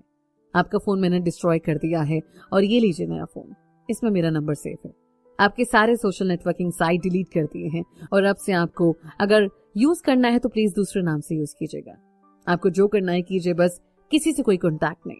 आपकी जॉब के लिए यही बैंगलोर में मैंने अप्लाई कर दिया है, आपको इंटरव्यू के लिए कॉल आ जाएगा। श्रुति जिसने वीर की सारी बातें सुनी। श्रुति, आपके कहने का मतलब क्या है? वीर, सिंपल, किसी से भी कोई बात नहीं, किसी से कोई कांटेक्ट नहीं, सब रिश्ते खत्म सबसे। श्रुति, और ये आप कौन होते हैं डिसाइड करने वाले? वीर, मैं कोई नहीं हूं आपकी जिंदगी के कोई फैसले लेने वाला, पर मेरी मजबूरी है ये। श्रुति, क्या मजबूरी है? वीर, नहीं बता सकता। श्रुति, क्यों? वीर, बस नहीं बता सकता। श्रुति, तो मैं भी किसी से भी दूर नहीं रह सकती, न सुरभि से, न पापा से, न साक्षी से, न रोहित से और न ही किसी और से। वीर, रहना ही पड़ेगा। श्रुति, क्यों कर रहे हो वीर ऐसा? ऐसी क्या बात है? वीर, नहीं बता सकता। श्रुति, फिर मैं भी कोई बात नहीं मानूंगी आपकी। वीर गुस्से में जोर से, समझ में नहीं आ रही क्या बात आपके? श्रुति वीर का ये रूप देखकर डर जाती है क्योंकि ये पहली बार था जब वीर ने उससे ऊंची आवाज में बात की थी। यहां तक कि जब दोनों अलग हुए थे तब भी नहीं। फिर वीर श्रुति के पास जाता है। सॉरी श्रुति, पर यकीन करो मेरा। श्रुति उसे धक्का दे देती है। श्रुति, वीर मुझे मेरे सवालों के जवाब चाहिए पहले, फिर मेरे पास आना। वीर वहीं श्रुति के पास बैठ जाता है और श्रुति पूरी रात रोती रहती है। उसकी आंखों से आंसू थमने का नाम नहीं ले रहे थे। वीर ने उसे समझाने की लाख कोशिश की, पर श्रुति ने एक ही रट लगा रखी थी कि उसे वीर वजह बताए कि वो सबसे दूर क्यों आए हैं। उधर रोहित और बाकी सब पूरे दिन परेशान रहते हैं कि इन दोनों का फोन क्यों नहीं लग रहा। फिर अंत में रोहित ये सोचता है कि हो सकता है कि थकान की वजह से दोनों ने फोन ऑफ कर लिया हो और रेस्ट कर रहे हो और सुबह बात करने की सोचता है।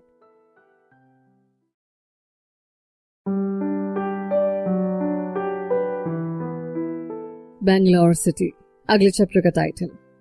अगली सुबह रोहित दोनों को कई कॉल्स करता है पर उसका फोन ऑफ आता है। अब वो परेशान होने लगा था कि दोनों आके रहें कहां, पर उसी वक्त उसके पास एक लेटर आता है। रोहित, मेरी बात ध्यान से सुन। अब तक तूने कई कॉल्स कर लिए होंगे हम दोनों को, पर मेरे भाई कोई फायदा नहीं है। और जब तक ये लेटर तुझे मिलेगा हमारे बीच के सारे कॉन्टैक्ट्स खत्म हो चुके होंगे, तो प्लीज अब कोशिश मत कर। तेरे मन में कई सवाल आ रहे होंगे कि ऐसा क्या हुआ या क्यों किया, पर यकीन मान मेरे भाई, मेरे पास तेरे किसी भी सवाल का कोई जवाब नहीं है। बस ये याद रख कि हम यहीं तक साथ थे, इसके आगे हमारे रास्ते अलग हैं। भाई दोस्ती के नाते बस एक आखिर काम कर दे, एक बार घर पर चला जा और कुछ वक्त उन सब के संग बिता ले। भाई सभी बड़े परेशान हो रहे होंगे, और खासकर मेरी छुटकी, मेरी साक्षी, उसका ध्यान रख मेरे भाई, और उसे समझा दे कि उससे दूर हुआ हूं, पर अभी भी वो और बाकी सब मेरे दिल में ही है। भाई हमेशा साथ रहने वाले थे, पर एक बार किस्मत फिर दगा दे गई यार। अब और नहीं लिखा जा रहा, बस खुद का, प्रिया का और बाकी सबका ध्यान रखना। और हाँ, अब मैं नहीं हूं वहां तो तेरी जिम्मेदारी है कि तू सबका ख्याल रखेगा। आज तक नहीं कहा तुझसे, पर रोहित आई लव यू मेरे भाई, और खुश रहना, तेरा वीर। जैसे ही रोहित ये पढ़ता है वो हैरान हो जाता है और उसकी आंखों से आंसू रुकने का नाम ले रहे। प्रिया के पूछने पर रोहित उसे वीर का लेटर थमा देता है, जिसे पढ़कर उसकी भी आंखों में आंसू आ जाते हैं। कुछ देर बाद वो खुद को संभालता है और वीर के घर की तरफ जाता है। साक्षी, भैया वीर भैया से आपकी कोई बात हुई क्या? रोहित, नहीं यार, रुक मैं आता हूँ। और वो वीर के कमरे में चला जाता है। पूरा कमरा ढूंढ लेता है कि कहीं क्या पता कुछ पता चल जाए उसे कि वो कहाँ गया है, पर उसकी कोशिश बेकार जाती है। फिर वो वापस आंगन में आता है जहां पर बाकी सब भी होते हैं। राजीव, रोहित बात क्या है? रोहित फिर उसे वीर का लेटर पकड़ा देता है, जिसे पढ़ने के बाद राजीव, नहीं ये सच्चाई नहीं है, ऐसा हो ही नहीं सकता। साक्षी, क्या हुआ है भैया? और लेटर उसके हाथ से लेकर पढ़ने लगती है। पढ़ने के साथ ही उसकी आंखों में आंसू बहने लगते हैं और वो जोर जोर से रोने लगती है। रोहित उसे संभालने की कोशिश करता है, पर वो तो खुद टूट चुका है। सबकी आंखों में आंसू और चेहरे पर हैरानी थी। सिर्फ रीमा जी और अंजना जी के चेहरे पर कुटिल मुस्कान तैर जाती है और वो फिर घड़ियालू आंसू लेकर सबको संभालने लगते हैं। उधर रोहित सारे कॉन्टैक्ट्स खंगाल लेता है और जितने भी लोग वीर को जानते थे सबसे बात करता है कि क्या उन्हें वीर के बारे में कुछ पता है, पर कोई नतीजा नहीं निकलता। इन्हीं सब में शाम हो जाती है। शाम के वक्त रीमा जी, आप लोग क्यों रो रहे हैं ये बताओ? वो अपनी मर्जी से गया है। कोई कुछ नहीं बोलता। रीमा जी, आप लोगों को बड़ा ही विश्वास था वीर पर उसने अपना असली रंग दिखा दिया ना। आप लोगों ने उसे इतना प्यार दिया और उसने सिर्फ धोखा। यकीन मानिए, उसने अपनी माँ का बदला लिया है। जैसे देव उसकी माँ को छोड़कर गए थे, वो आप लोगों को छोड़कर चला गया। उसे मौके की तलाश थी और वो मिल गया। साथ में श्रुति की जिंदगी बर्बाद कर दी उसने। अरे उसने तो श्रुति को भी यूज किया अपने प्लान में। रोहित, देखिए वीर जा चुका है और जानबूझकर गया है, तो यूं खामखा आंसू बहाकर कोई फायदा नहीं है। वो अपनी जिंदगी में ऐसी खुश है, तो हम क्यों आंसू बहा रहे हैं? रीमा जी, हाँ बिल्कुल, आखिर एक बदचलन के बेटे से आप लोग उम्मीद भी क्या कर सकते हैं? गंदे खून ने अपनी गंदगी दिखाई दी। रोहित उन्हें जवाब देने वाला होता है कि बड़े पापा के सीने में दर्द उठता है और वो बेहोश होकर गिर पड़ते हैं। सभी तुरंत उन्हें हॉस्पिटल ले जाते हैं, जहां पर डॉक्टर्स उन्हें चेक करते हैं और फिर बताते हैं कि उनको दिल का दौरा पड़ता है। अब वो खतरे से बाहर है, बस इस बात का ध्यान रखा जाए कि उन्हें किसी बात का सदमा न लगे। रोहित फिर सबको घर बेचता है और खुद चाचू के साथ हॉस्पिटल में रुक जाता है। उधर घर पर सभी आंगन में बैठे होते हैं और सबकी आंखों में आंसू होते हैं। रीमा जी जाकर चाय बनाकर लाती हैं सबके लिए और सबसे चाय पीने को कहती हैं, पर कोई भी चाय को हाथ तक नहीं लगाता। रीमा जी, मेरी तो समझ में नहीं आ रही बात कि आप लोग आंसू क्यों बहा रहे हैं? वो अपनी मर्जी से गया है, किसी ने उसे जाने को थोड़ी ना कहा। और साक्षी, तू आंसू बहा रही है क्यों, ये बता। उनके पास भी रीमा जी के सवालों का जवाब नहीं था। काफी देर तक रीमा जी सबको संभालती हैं, समझाती हैं, खास करके रजनी और साक्षी को भड़काती रहती हैं वीर के खिलाफ। इधर रोहित और राम आपस में बात कर रहे होते हैं। राम, रोहित तुम्हें तो पता होगा आखिर क्या हुआ ऐसा? रोहित, नहीं चाचू, अगर मुझे कोई भी आइडिया होता तो खुद से दूर जाने नहीं देता। राम, तो आखिर ऐसी क्या बात है जो उसने इतना बड़ा कदम उठाया? किसी को कोई आइडिया नहीं था कि आखिर वीर ने ऐसा क्यों किया। अगले दिन डॉक्टर बड़े पापा को डिस्चार्ज कर देते हैं और बस सबको हिदायत देते हैं कि कोई भी इनके सामने ऐसी बात न लाए कि इनको फिर से सदमा लगे, और सभी हाँ में जवाब देकर चले जाते हैं। घर पहुंचकर एक बार फिर रोहित वीर के कमरे में जाता है। रोहित मन में, वीर तूने गलत किया, बहुत गलत किया है। चाहे कारण जो भी हो, एक बार बात तो कर लेता, मिलकर ठीक कर लेते। और अब देख तूने क्या कर दिया है। हंसते खेलते घर में जहर सा घोल दिया तूने वीर। नफरत हो रही है मुझे तुझसे, शर्म आ रही है तुझ पे कि मैं खुद को तेरा दोस्त कहता था। पर यकीन मान, तूने दोस्ती नहीं निभाई, पर मैं पीछे नहीं हटूंगा, सबका ख्याल रखूंगा, पर तूने गलत किया। इधर बड़े पापा के घर आने के बाद कोई भी वीर का जिक्र उनके सामने नहीं करता और सभी खुश रहने का दिखावा करते हैं उनके सामने। रीमा जी ने भी साक्षी और बाकी सबको धीरे धीरे वीर के खिलाफ कर दिया और बड़े साहब के हार्ट अटैक के बाद तो साक्षी और रजनी के दिल में भी गुस्सा और नफरत दोनों भर गया था, क्योंकि उनकी वजह से उनके पापा को दिल का दौरा पड़ा था। करीब 1 महीने तक राजीव और रोहित ने कोशिश की कि वीर का कुछ पता चले, पर सब कोशिश बेकार गई। धीरे धीरे सब कुछ नॉर्मल होने लगा था और रीमा जी ने भी अपना रोल बखूबी निभाया था। सबके दिल में वीर के लिए गुस्सा तो था, पर वक्त ने मरहम लगाकर जख्मों को कम कर दिया था। सबकी लाइफ वापस पटरी पर आ गई थी और धीरे धीरे गम भी कम हो रहा था। अगर कुछ नहीं बदला था तो बड़े साहब का गम, वो बिल्कुल भी हंसना और बोलना भूल चुके थे। बस दालान पर पड़े रहते और वीर की यादों में आंसू निकल पड़ते थे। इधर श्रुति और वीर का रिश्ता बड़े नाजुक मोड़ पर पहुंच गया था। श्रुति ने पिछले 1 महीने में वीर से कोई बात नहीं की थी और वीर ने हजारों कोशिशें की श्रुति को मना सके, पर हर बार श्रुति का एक ही सवाल सामने से आता कि आखिरकार वीर ने ऐसा क्यों किया, और उसके पास कोई जवाब नहीं होता। श्रुति ने भी ऑफिस ज्वाइन कर लिया था और खुद को काम में बिजी कर लिया।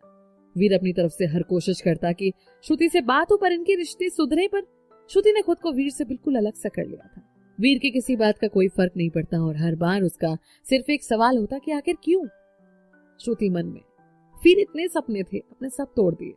सबके साथ रहेंगे, खूब मस्ती, खूब सारा प्यार मिलेगा और दूंगी भी।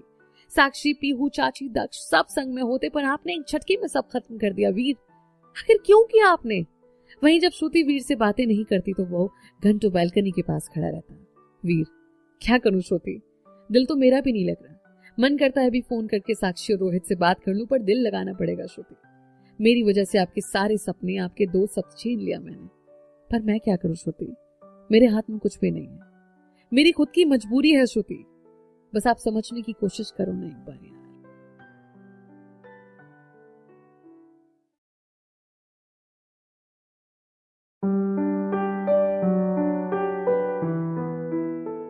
जिंदगी उलट पुलट, अगले चैप्टर का टाइटल।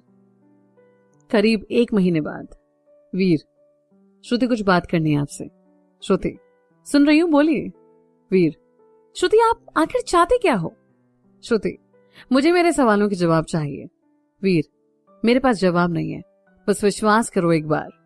श्रुति, छोड़िए वीर, आप अपनी जगह ठीक हैं और मैं अपनी जगह, बात ही खत्म। वीर, श्रुति सिर्फ आप दूर नहीं हो सबसे, मैं भी दूर हुआ हूं। मुझे भी तकलीफ होती है, मैं भी प्यार करता हूं सबसे, पर आप साथ दे दो ना यार।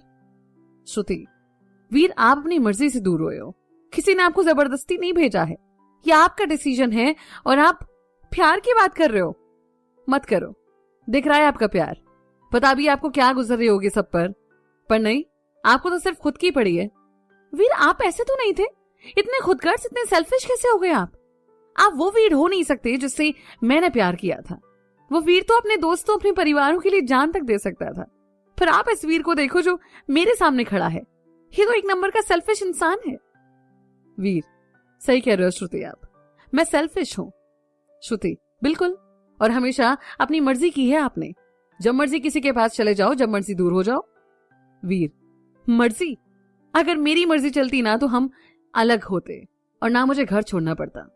खैर छोड़िए, आपको जो करना है कीजिए, मैं आपको रोकूंगा नहीं, पर बस फिर मेरा जिक्र किसी से ना हो। श्रुति, आपने समझ क्या रखा है खुद को? वीर, खुद से आपा खो देता है।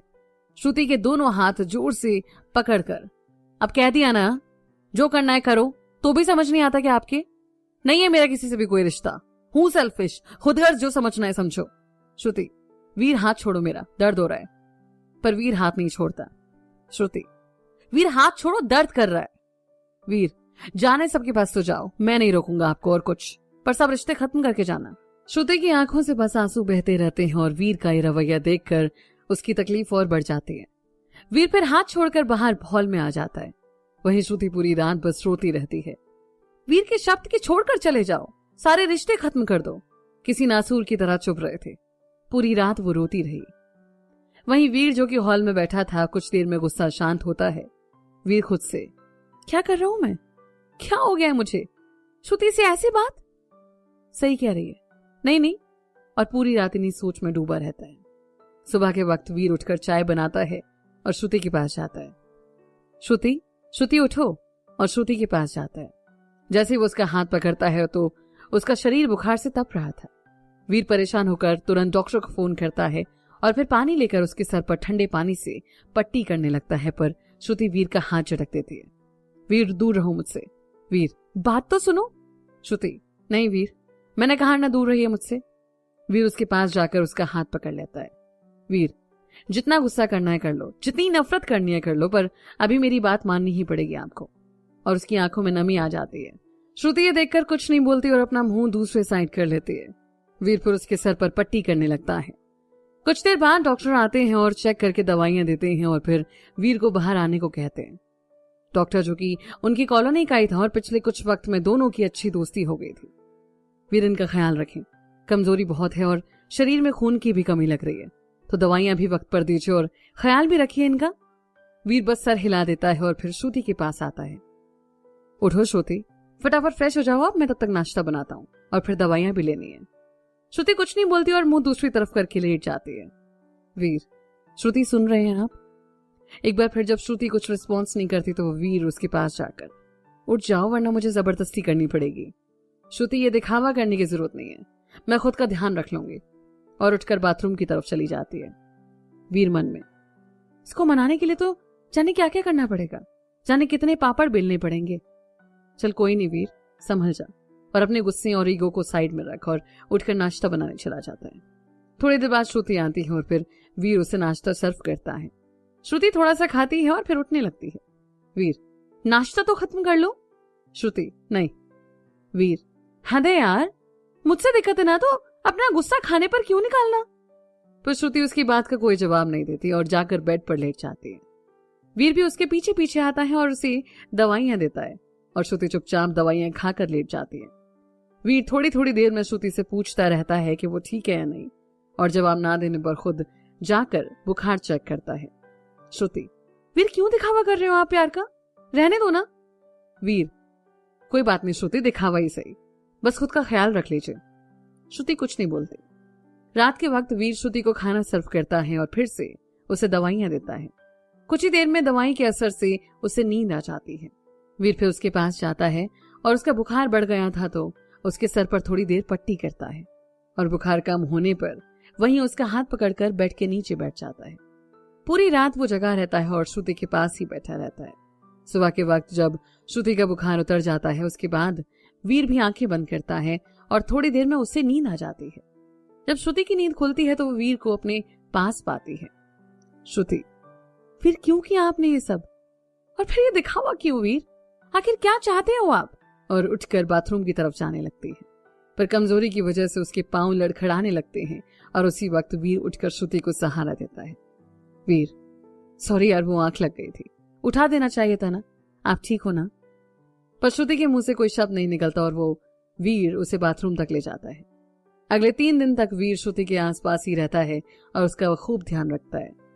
श्रुति, वीर समझ नहीं आ रहा कुछ, क्या सही क्या गलत है, क्या करूं। वो ना तो वीर को टूटते हुए देख पा रही थी और ना ही परिवार से दूर रहना चाहती थी।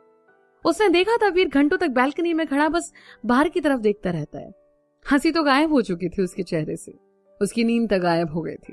मुश्किल से 1 या 2 घंटे सोता था वो। श्रुति, जाने क्या मजबूरी है वीर आपकी, पर क्या करूं, ना उन सबसे दूर रहा जा रहा है और ना आपसे दूर रहा जा रहा है। वीर अंदर बालकनी में खड़ा होता है। श्रुति आकर वीर के सामने जाती है। श्रुति, वीर एक बार बात कर लो, क्या पता सब ठीक हो जाए। वीर, श्रुति आपके किसी भी सवाल का जवाब नहीं है मेरे पास, पर यकीन करो आपसे बहुत प्यार करते हैं, बहुत ज्यादा। पर श्रुति कुछ नहीं बोलती। वीर फिर उसे अपने सीने से लगा लेता है और काफी देर तक दोनों ऐसे ही खड़े रहते हैं।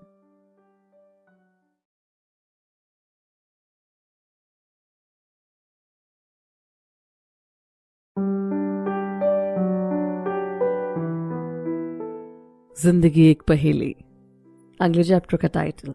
श्रुति भी वीर को धीरे धीरे समझने की कोशिश कर रही थी और दोनों भरसक प्रयास कर रहे थे कि बाकी सबकी कमी एक दूसरे के लिए पूरी कर सके। कहते हैं ना कि वक्त हर जख्मों को भर देता है, ऐसे ही कुछ इन सबके संग भी हो रहा था। धीरे धीरे से ही सबकी जिंदगी फिर से दौड़ पड़ी। सबका गम भी धीरे धीरे कम हो रहा था। श्रुति और वीर के जाने के करीब 1 साल बाद एक दिन राजीव घर जल्दी आ जाता है और गेट खुला होने की वजह से वो सीधे घर में घुस जाता है। रीमा जी और अंजना जी आपस में बात कर रहे थे। रीमा बोली, तो हमारा प्लान सक्सेसफुल हो गया। जैसे ही राजीव प्लान की बात सुनता है वो वहीं गेट पर खड़ा हो जाता है, क्योंकि जब से वीर घर छोड़कर गया था उसके बाद अंजना जी और रीमा जी की नजदीकी और वीर के घर छोड़ के जाने के बाद घर में जिस तरह से रीमा जी ने जहर घोलने का काम किया, उस बात से उसके दिमाग में संदेह पहले ही पैदा कर दिया था। अंजना, हाँ यार, ये कांटे निकल गए ना दोनों की जिंदगी से, इससे ज्यादा खुशखबरी वाली बात क्या हो सकती है।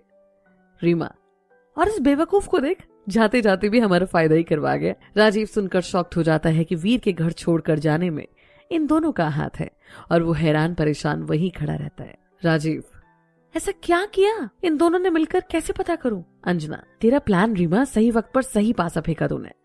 रीमा, और तूने भी तो खूब साथ निभाया। अंजना, हाँ यार, और अब फाइनली साल भर होने को है तो सभी दोनों को भूल भी गए हैं, इससे अच्छा क्या हो सकता है। रीमा, हाँ बस राजीव को अब समझना है। राजीव को ये वक्त सही लगा अंदर जाने का और वो अंदर जाता है। राजीव बोला, तो क्या बात है, दोनों सहेलियों की पार्टी चल रही है, और अंजना जी को नमस्ते करता है। दोनों राजीव को देखकर पहले तो हैरान होती हैं, पर अंजना जी रीमा को शांत कहने को कहती हैं। अंजना जी बोले, राजीव एक बात बताओ, हम बड़े हैं क्या, कभी आपका बुरा चाहेंगे? राजीव, बिल्कुल नहीं, माँ और आप मेरी सबसे प्यारी आंटी हैं, आप मेरा बुरा कभी नहीं सोच सकते। अंजना जी, तो एक बात कहूं, पर पहले सारी बात ध्यान से सुनना। राजीव, क्या हुआ आंटी? रीमा, वो वीर। राजीव, उसका तो नाम मत लीजिए, हमारी जिंदगी बेहाल कर दी थी उसने, बड़ा आदर्शवादी बनता था, पर है बड़े घटिया किस्म का, और पहले दिन से मुझे फूटी आंख नहीं सुहाता था, पर क्या करे, झेलना पड़ता था ना उसे। तो रीमा और अंजना जी दोनों को अपना पासा सही जगह फेंकता देखता है और फिर रीमा जी बोले, तो वो हमारी वजह से घर छोड़कर गया। राजीव, क्या सच्ची? आप दोनों ने तो दिल की बात सुन ली, और दोनों को गले लगा लेता है। राजीव, पर आप दोनों ने ये किया कैसे, मतलब उससे पीछा कैसे छुड़वाया? वो तो बड़ा दुष्ट किस्म का व्यक्ति था। रीमा और अंजना फिर उसे सारी बात बता देते हैं। राजीव, आप दोनों ने तो कमाल कर दिया, पर वो दोनों गए कहाँ? रीमा, झन्नू में जाए, हमें क्या उससे। अंजना जी, हमें नहीं पता कहाँ गया, पर जाने से पहले ना सब कुछ वो रीमा के नाम कर गया, और अब सब तुम्हारा। राजीव, मतलब दोनों आप दोनों को बताकर भी गए नहीं?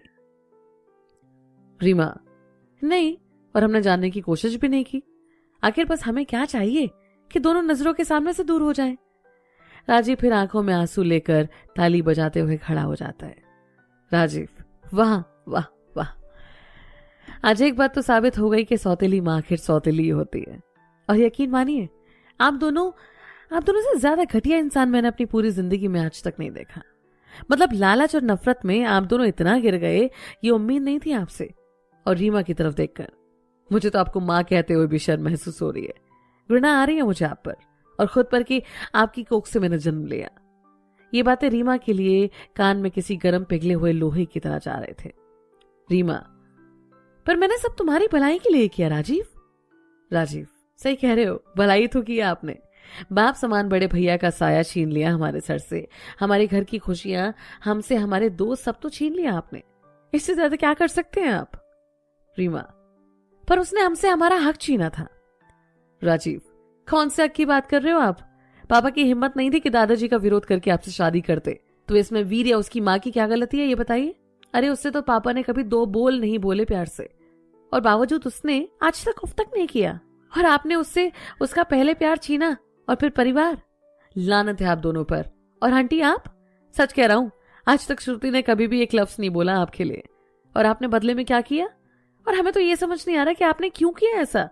वो तो आपकी सगी बेटी है ना? अंजना जी, नहीं, नफरत करती हूं उससे, सौतेली बेटी है वो मेरी। राजीव, क्या? ये बात आज तक हमसे श्रुति ने कभी नहीं कही, और आपने? रीमा, हमने सब तुम्हारी खुशी के लिए किया है। राजीव, हमारी खुशी? हाँ सही कह रहे हो आप। और सुनिए, अब हमारी खुशी इसमें है कि जब तक वीर वापस नहीं आ जाता, मैं और संजना इस घर में पैर तक नहीं रखेंगे। और हाँ, नयन को मैं अपने साथ ले जा रहा हूं, क्योंकि आपकी गंदा साया मैं उस पर नहीं पड़ने देना चाहता, और आपसे दूर, बहुत दूर जा रहा हूं। और रोकने की कोशिश मत कीजिएगा, वरना जो कविता अभी आप लोगों के साथ है वो भी नहीं रहेगी। वीर खुद आप दोनों की सच्चाई सबके सामने लगाएगा, तब तक आप लोग बस इंतजार करिए। वहां पहुंचकर वो संजना को फोन करता है और उसे जल्दी घर आने को कहता है। शाम के वक्त राजीव बोला, पापा मैं, संजना और नयन अमेरिका जा रहे हैं। मेरी कंपनी ने वहीं जॉब ऑफर की है, और हम सुबह मुंबई के लिए निकल जाएंगे, वहां कुछ काम भी है, और फिर वहां से अमेरिका। देव, पर नयन क्यों? राजीव, पापा वही हमारे साथ रहकर पढ़ाई करेगा और माँ का भी ऐसा मानना है। देव, ठीक है, बस खुश रहिए। दोनों अपना सामान पैक करते हैं। रात के वक्त संजना बोली, क्या बात है अचानक? राजीव, कुछ नहीं। संजना, बोलो तो सही। और फिर राजीव टूट जाता है, सारी सच्चाई संजना को बयां कर देता है, जिसे सुनकर वो आवाज खड़ी रहती है। राजीव, संजना, इस घर में अब मेरा दम घुट रहा है, यह एक पल भी नहीं रहा जा रहा। संजना बस उसका सिर अपने गोद में रख लेती है और समझाने की कोशिश करती रहती है। सुबह के वक्त तीनों घर से निकल पड़ते हैं और राजीव अपनी मां से मिलता भी नहीं है। उसे जब सच्चाई पता चल चुकी थी अब, तो वो फिर एक बार वीर को ढूंढने की कोशिश करता है, पर उसका कहीं अता पता नहीं था। वो भी फिर कुछ दिन मुंबई में बिताता है और फिर वहां से अमेरिका।